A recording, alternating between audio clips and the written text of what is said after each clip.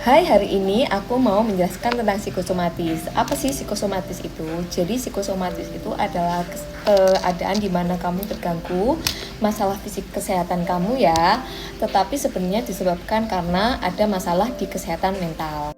Nah, contohnya kayak gimana nih, Dok? Nah, contohnya itu kayak aku punya pasien yang pernah aku melakukan perawatan pencetakan gigi palsu. Nah, dia itu ketika aku masukkan sendok cetaknya, dia selalu merasakan kesakitan. Padahal sendok cetaknya itu bahkan masih di lidah atau belum dimasukkan, tapi dia selalu merasakan kesakitan.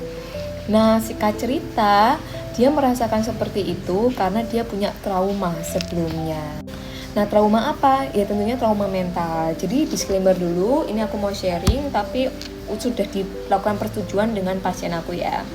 Nah, jadi pasien aku tuh ternyata punya trauma dengan masalah rumah tangganya yang kita nggak bisa sebutkan detailnya, tapi singkat cerita dia tuh takut kalau misalnya ada benda asing mengenai tubuhnya.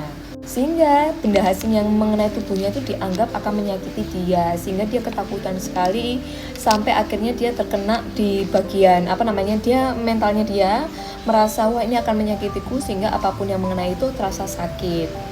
Nah, akhirnya aku mendengarkan ibu itu dan mendengarkan curhatannya sehingga dia merasa lega dan pelan-pelan membangun trust dengan pasien aku dan akhirnya pasien aku mau dilakukan pencetakan dan akhirnya berhasil.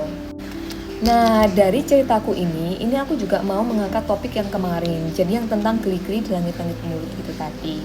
Jadi banyak pasien aku itu yang karena mendengarkan dari salah satu sumber, dia kalau tentang yang geli-geli itu kemarin, kalian bisa lihat di videoku sebelumnya ya.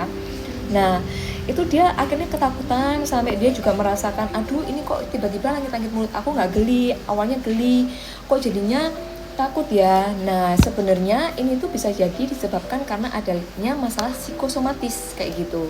Bisa jadi sebenarnya kalian itu tidak kenapa-napa, tapi karena kalian punya keyakinan seperti itu, sehingga itu akhirnya jadi keyakinan yang kalian percaya dan loh iya itu akhirnya aku langit-langit mulut aku nggak geli.